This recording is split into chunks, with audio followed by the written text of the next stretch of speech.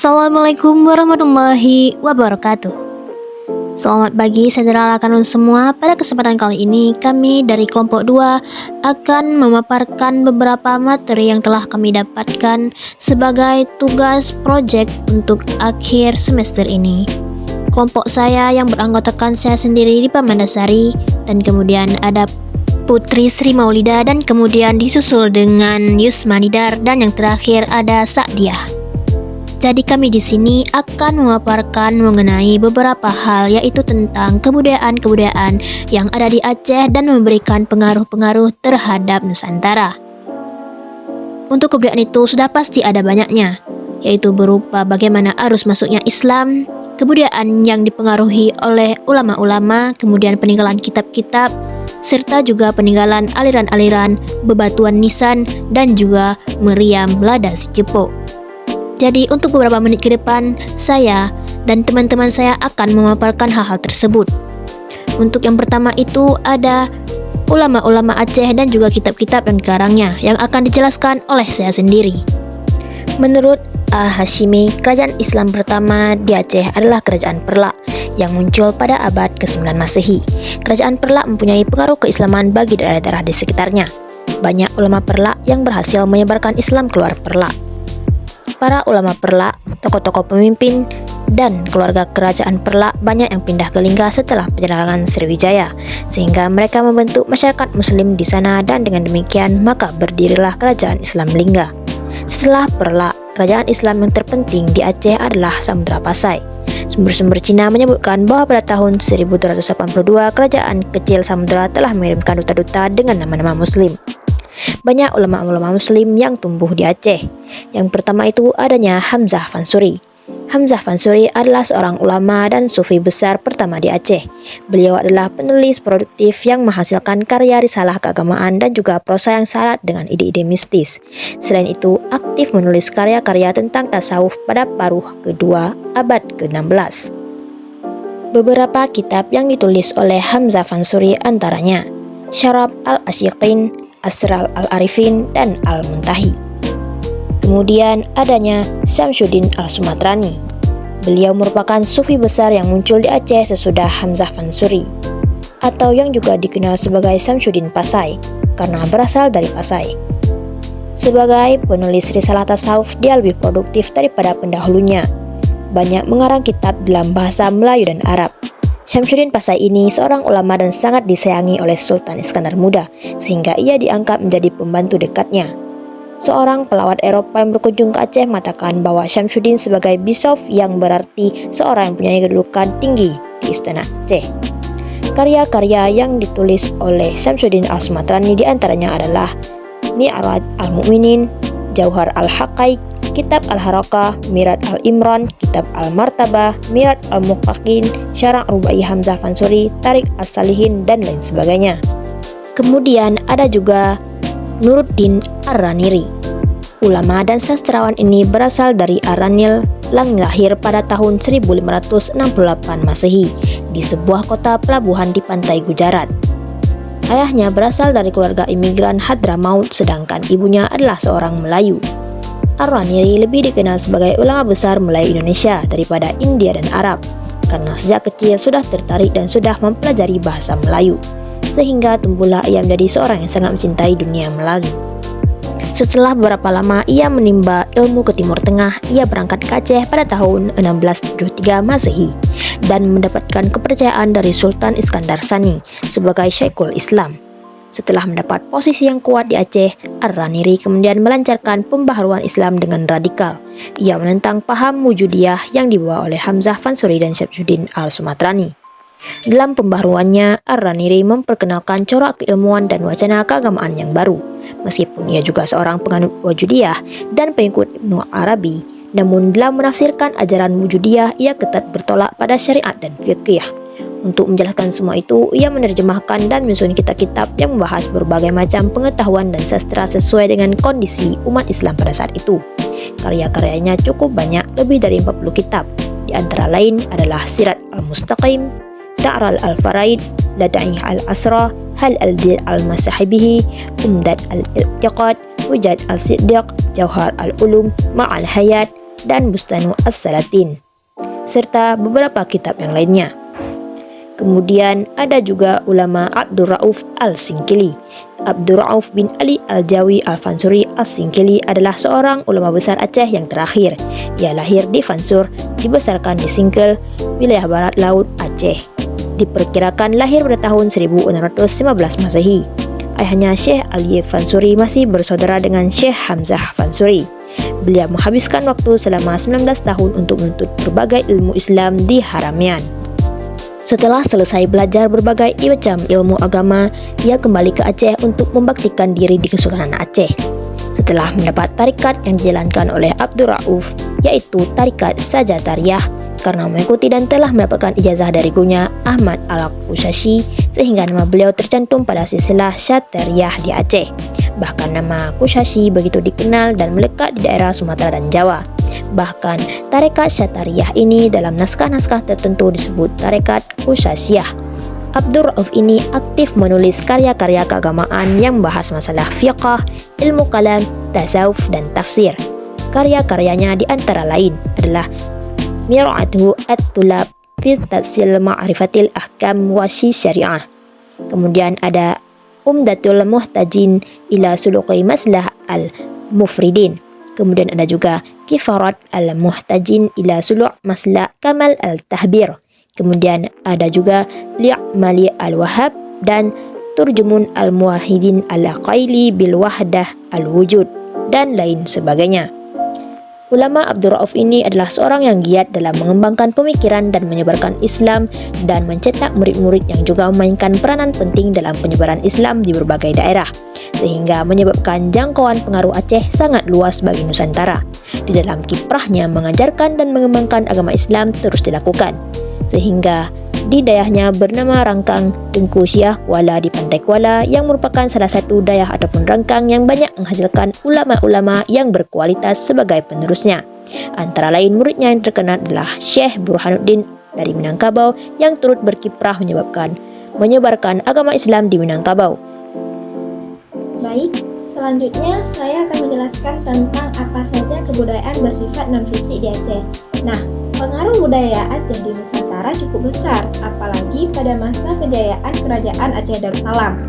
Karena pada dasarnya ada beberapa batu nisan Aceh yang ditemukan pada batu nisan raja-raja di daerah lain, contohnya seperti Raja-Raja Riau, yang membuat para arkeolog dan juga peneliti percaya bahwa Raja Riau waktu itu telah memeluk Islam. Hal ini terbukti dari keindahan batu nisan Aceh yang mulai populer di beberapa wilayah Nusantara seiring dengan perkembangannya agama Islam di Indonesia. Seperti yang kita ketahui bahwa Aceh merupakan suatu wilayah di Nusantara yang telah berkembang dan berubah dari berbagai sektor dan salah satu di segi budaya. Sebagaimana yang kita ketahui, sebelumnya Aceh merupakan sebuah wilayah yang juga pernah berkembang dan menganut budaya dari Hindu dan Buddha sebelum masuknya Islam ke Nusantara. Sebelum Islam masuk ke Aceh, pengaruh Hindu-Buddha sudah terlebih dahulu mempengaruhi masyarakat baik secara langsung maupun tidak langsung. Snow menunjukkan fakta dari kesamaan bahasa dan budaya antara Aceh dan India. Ia berasumsi bahwa pengaruh perkembangan budaya Hindu dan Buddha di Aceh akibat dibawakan oleh para pedagang dari negara India. Baginya, Aceh tidak hanya kedatangan pedagang dari Muslim saja, tetapi orang-orang Ceti dan Hindu pun sudah sejak lama berdagang di Aceh. Nah, perubahan budaya Aceh yang dipengaruhi Hindu-Buddha kemudian diintegrasikan menjadi budaya yang bernuansa Islami oleh Sultan Ali Muhayyad Shah pada abad ke-15. Pada saat itu, Aceh melalui kerajaan Islam telah menjalankan Islam dengan sangat baik sehingga mempresentasikan budaya Aceh yang Islami, walaupun beberapa budaya lokal yang telah ada masih ada di Aceh. Nah, seperti budaya tepung tawar atau pesiju, buh kaca atau pakai inai pada pengantin. Nah, perayaan tulak bala dan berbagai budaya lokal yang pernah berkembang masih tetap ada walaupun saat ini sudah berkurang, terutama yang bertentang dengan budaya atau ajaran Islam. Selanjutnya, daerah Aceh yang terletak di bagian paling barat gugusan Kepulauan Nusantara menduduki posisi strategis sebagai pintu gerbang lalu lintas perniagaan dan kebudayaan yang menghubungkan timur dan barat sejak berabad-abad lampau.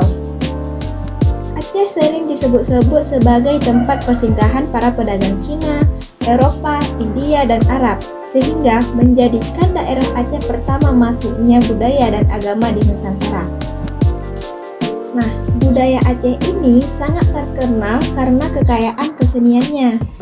Seni Aceh terutama ditunjukkan dalam bentuk seni pertunjukan dan seni rupa. Seni pertunjukan Aceh antara lain tarian, musik, dan teater yang biasanya disajikan dalam acara-acara adat, perayaan keagamaan, dan perayaan kebudayaan. Beberapa tarian khas Aceh antara lain tari saman, tari rato, duet, dan tari sedati. Dan budaya Aceh ini juga terkenal karena tradisi adat dan agama yang kuat. Agama Islam yang telah menjadi bagian integral dari kehidupan masyarakat Aceh, dan Aceh dikenal sebagai daerah istimewa di Indonesia karena hukum syariah yang diterapkan di sana. Nah, bukan hanya itu saja, namun kebudayaan Aceh juga mengalami masa-masa sulit untuk mengembangkannya, terutama selama konflik di provinsi ini. Namun, sejak konflik tersebut berakhir pada tahun 2005, kebudayaan Aceh kembali pulih dan hingga kini dijaga dan dilestarikan. Pendirian museum-museum di kota-kota Aceh merupakan bukti nyata pelestarian tersebut. Nah, selanjutnya ada juga dalam segi aliran agama Islam. Di dalam kehidupan keagamaan umat Islam sejak dahulu sampai sekarang banyak sekali terdapat aliran-aliran agama. Aliran-aliran yang terkenal sekali ialah aliran yang disebut mazhab, yaitu aliran yang didasarkan pada penafsiran fikih. Ada 4 buah mazhab yang terkenal dalam Islam ialah mazhab Hambali, mazhab Maliki, mazhab Hanafi, dan mazhab Syafi'i. Pada umumnya di Indonesia, umat Islam menganut mazhab Syafi'i. Hal ini dapat kita lihat pada catatan yang dibuat oleh Ibnu Battuta, di mana dikatakan bahwa Islam sudah hampir 1 abad lamanya berkembang di Samudra Pasai. Selain daripada itu, pengaruh Syah berbekas pula pada kehidupan keagamaan rakyat Aceh. Hal ini terbukti pada pemakaian nama bulan Muharram dengan nama bulan Hasan Husin. Nah, aliran Syah ini seperti diketahui banyak dianut oleh orang-orang Parsi. Pemakaian nama Syah pada nama-nama sebagian besar Sultan Aceh di kemudian hari menunjukkan pengaruh Persia dan Syah. Mengenai perkembangan aliran tasawuf di Aceh diduga baru ada pada abad ke-16 dan 17, di mana pada waktu itu terkenal tokoh-tokoh seperti Hamzah Fansuri, Samsuddin As-Sumatrani, Nuruddin Ar-Raniri, dan Abdurrauf bin Ali Singkel. Aliran Syah terus berkembang hingga munculnya Kerajaan Aceh Darussalam. Syah diterima ajarannya oleh masyarakat, mereka tetap berebut pengaruh dengan aliran Ahli Sunnah. Salah satu tokoh Syah dari Mekah yang pernah datang ke Aceh Darussalam adalah Syekh Abdul Khair Ibnu Hajar. Baiklah, saya akan melanjutkan penjelasan dari kawan saya, yaitu Batu Nisan. Penelitian arkeologi yang menyoroti tema mengenai perkembangan rekam hias pada Batu Nisan di Aceh memperoleh beberapa kesimpulan. Perkembangan rekam hias tersebut telah melintasi ruang dan waktu sejak keberadaannya pada abad ke-13. Batu Nisan tipe Aceh berkembang pada masa kerajaan Samudra Pasai di Aceh Utara. Periodisasi rekam hias tersebut selama 4 abad berkembang dari arah barat menuju ke arah timur, yakni dari ujung utara Pulau Sumatera ke Jawa, Nusa Tenggara, dan Sulawesi bagian selatan. Perkembangannya berawal dari satu suku bangsa, yakni suku bangsa Aceh, yang kemudian digunakan pula oleh beberapa suku bangsa lainnya seperti Melayu, Banten, Lombok, dan Makassar. Penggunaan tipe nisan Aceh oleh suku lain selain Aceh dipadu dengan budaya dan ruang setempat. Contohnya ialah nisan tipe Aceh yang ditempatkan di Jerat Samud Punden berudak di Gua Sulawesi Selatan. Khusus di Gua Sulawesi Selatan tersebut mencerminkan nisan Aceh merupakan unsur budaya baru. Adapun jarak semu dan berudak merupakan unsur budaya lokal setempat di Sulawesi Selatan. Perlu dikemukakan bahwa perkembangan ragam hias nisan tipe Aceh memiliki tingkatan. Perkembangannya menggambarkan pola dari ragam hias yang raya atau indah ke hiasan yang sederhana, bukan sebaliknya dari sederhana menuju ke hiasan yang raya. Fase setelah periode Sultan Malik Al-Saleh sesudah abad ke-13 menunjukkan berkurangnya penggunaan jenis ragam hias sehingga nilai keindahan atau estetika berkurang. Bahkan nisan terlihat polos. Hiasan yang tetap ada ialah ornamen yang memiliki kemiripan dengan bentuk tanduk pada bagian luar kiri dan kanan, seperti bahu yang terlihat juga menyerupai bentuk sayap. Perkembangan yang semakin menjauh keluar dari lokasi pusat awal tumbuhnya budaya nisan tipe Aceh juga diduga mempengaruhi pola perkembangan ragam hias yang kaya ke Nusantara ke hiasan yang sederhana. Terdapat ragam hias yang keberadaannya tetap selalu ada dan ada pula ragam hias yang keberadaannya hilang diganti dengan ragam hias lain muncul fase-fase kemudian yang lebih indah. Nisan Aceh pada masa Sultan Malik Al-Saleh menyerupai nisan yang banyak memiliki jenis ragam hias sehingga terlihat indah, raya dan tidak polos. Penelitian ragam hias batu nisan tipe Aceh, perkembangan kebudayaan Aceh, ragam hias pada nisan Aceh ini merupakan akar budaya dari sedimen Aceh yang selanjutnya dapat digunakan untuk menelusuri perkembangan ragam hias pada objek-objek lainnya. Keindahan batu nisan Aceh saat itu menarik perhatian berbagai kalangan hingga menjadi tren di seluruh Nusantara, termasuk di Riau. Besar sekali kekuatan Aceh yang dikirim ke luar negeri dengan penyebaran Islam bukan hanya ulama tapi juga budaya. Nisan Aceh pada masa itu dikirim ke berbagai daerah, sehingga tidak heran jika nisan Aceh tersebar di seluruh Nusantara. Ketertarikan masyarakat Nusantara terhadap batu nisan Aceh dimulai pada abad ke-15 hingga abad ke-17. Batu nisan menjadi komoditas ekspor dan banyak dipesan oleh raja-raja untuk dijadikan batu nisan di daerah masing-masing. Batu nisan menjadi kebanggaan para penguasa di berbagai penjuru Nusantara, sehingga banyak yang memesan patung batu nisan indah yang dikirim. Termasuk di Aceh pada saat itu juga memproduksi batu nisan untuk diekspor ke Sultanan Aceh mencapai puncak kejayaan pada permulaan abad ke-17. Pada masa pemerintahan Sultan Iskandar Muda, pada masa itu pengaruh agama dan budaya Islam begitu besar dalam kehidupan sehari-hari masyarakat Aceh, sehingga daerah ini mendapat julukan Serambi Mekah atau Serambi Mekah. Keadaan ini tidak berlangsung lama karena sepeninggalan Sultan Iskandar Muda, para pengganti tidak mampu mempertahankan kebesaran kerajaan tersebut, sehingga kedudukan daerah ini sebagai salah satu kerajaan besar di Asia Tenggara melemah. Hal ini menyebabkan di bawah kerajaan semakin merosot dan mulai memasuki pengaruh diri. Kemudian juga ada peninggalan Maryam Mada Secupa, merekam jejak bukti keseriusan Turki Utsman dalam menanggapi pemerintah Sultan Aceh pada tahun 1556. Utusan dari Al-Fahar tiba di Istanbul. Bersama mereka terdapat sejumlah benda hitam yang sangat banyak untuk dipersembahkan kepada sang sultan. Sayangnya, Sultan Sulaiman Al-Qanuuni, penguasa Turki Utsmani untuk saat itu sedang memimpin pasukan Ziegfeld Eropa Timur melawan Praria. 15 bulan menunggu, ternyata Sultan dinanti terbunuh di medan perang. Sultan Salim kedua kemudian dilantik menjadi pemimpin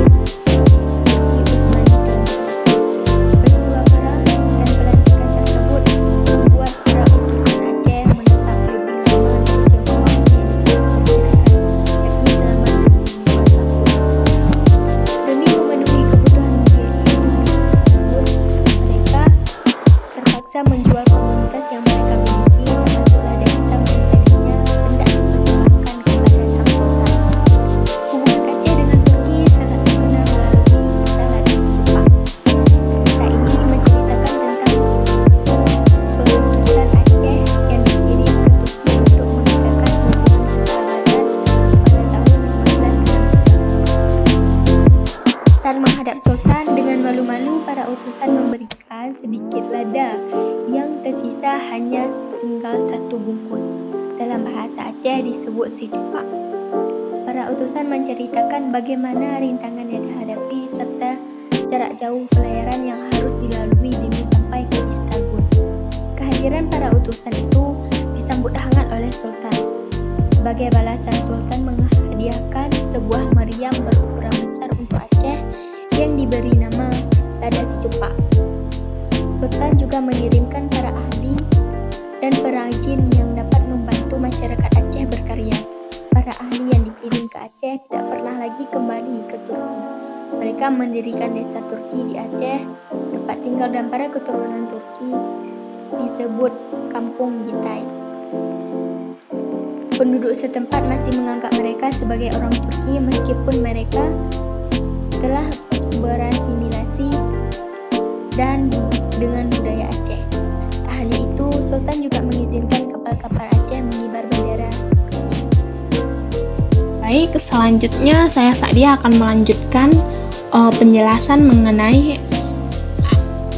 pengaruh aliran-aliran agama Islam di Aceh kepada Nusantara. Agama Islam menjadi sebuah bagian integral dari kehidupan masyarakat di Aceh. Seperti yang kita ketahui bahwa dalam kehidupan keagamaan umat Islam sejak dulu sampai sekarang banyak sekali terdapat aliran-aliran keagamaan. Aliran-aliran ini dikenal dengan mazhab, di mana mazhab ini didasarkan pada penafsiran fikih. Ada 4 buah mazhab yang dikenal dalam Islam, yaitu ada mazhab Hambali, mazhab Maliki, mazhab Hanafi, dan mazhab Syafi'i. Pada umumnya, di Indonesia umat Islam ini menganut mazhab Syafi'i. Hal ini dikarenakan kita dapat melihat pada catatan yang dibuat oleh Ibnu Battuta, di mana beliau mengatakan bahwa Islam sudah hampir 1 abad lamanya berkembang di Samudra Pasai. Selain daripada itu, pengaruh Syiah berbekas pula pada kehidupan keagamaan rakyat Aceh. Hal ini dapat terbukti pada pemakaian nama bulan Muharram dengan nama bulan Hasan Husin. Aliran Syahrini seperti diketahui banyak orang dianut oleh orang-orang Parsi, di mana pemakaian nama Syah pada nama-nama sebagian besar sultan di Aceh di kemudian hari menunjukkan pengaruh Persia dan Syiah. Mengenai perkembangan aliran tasyahud di Aceh diduga baru pada abad ke-16 dan 17.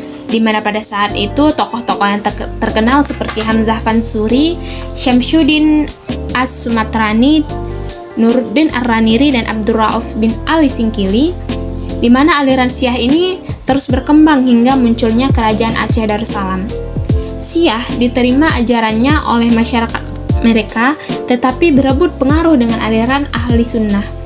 Salah satu tokoh Syiah dari Mekah yang pernah datang ke Aceh Darussalam adalah Syekh Abdul Khair Ibnu Hajar, di mana ajarannya terekat kepada Wajudiyah dan A'ayanus Sabitah, diterima oleh tokoh Syekh Hamzah Fansuri dan Syekh Syamsuddin Sumatrani serta pengikutnya.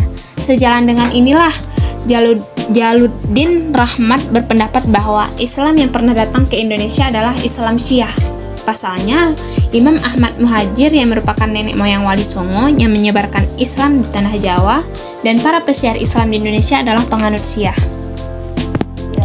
Demikianlah pemaparan dari kelompok 2 mengenai beberapa hal yang menjadi kebudayaan yang dapat mempengaruhi Nusantara daripada pengaruh-pengaruh yang ada di Aceh. Sekian dari kami kelompok 2, terima kasih telah menyaksikan dan juga mendengarkan. Apabila ada kata yang salah, kami mohon maaf, dan semoga bisa menjadi pengajaran dan tambahan daripada ilmu pengetahuan. Sekian, saya akhiri, wabillahi taufiq wal hidayah. Wassalamualaikum warahmatullahi wabarakatuh.